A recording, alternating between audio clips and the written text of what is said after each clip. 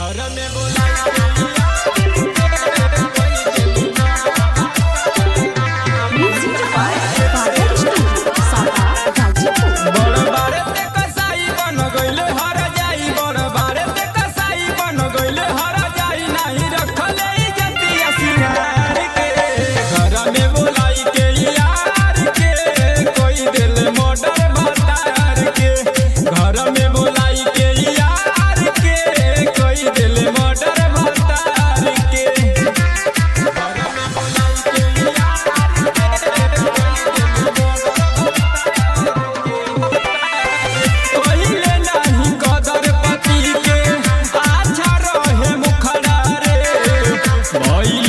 कसाई कइले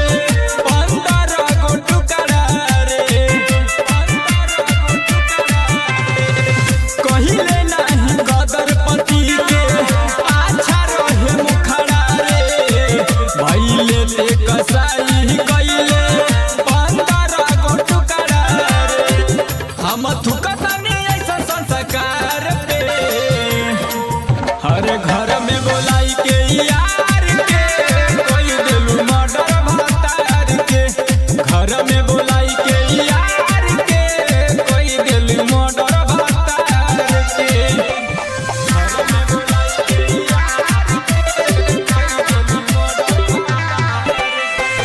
नाही छोड़ी पुलिस तोहा के लेके जाई थाना में भूत तोर उतारी कुल तोर दीवाना के नाही छोड़ी पुलिस तोहा के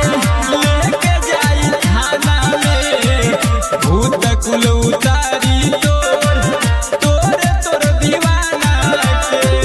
रखी दे ही सब जतिया उतार के हर घर में बोलाई के यार के कोई दिल मर्डर भतार के घर में